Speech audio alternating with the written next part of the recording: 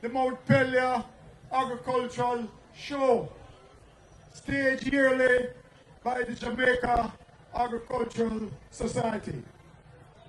As a Member of Parliament for St. James Southern, I cannot stand there without reminding this audience that the constituency of St. James Southern is a breadbasket constituency of not only the parish of St. James, but the parish of Trelawney, the parish of Hanover, and the parish of Westmoreland.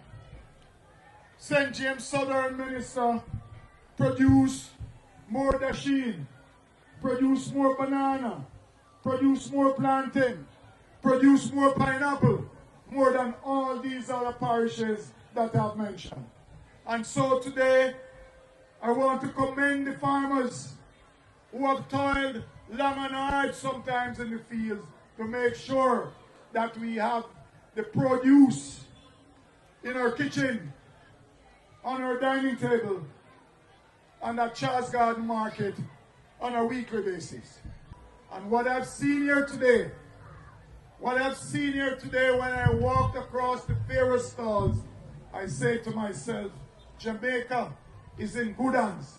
The farmers of Jamaica, given the right input and the right encouragement, can certainly feed us in a way in which we have to sell what we can't eat.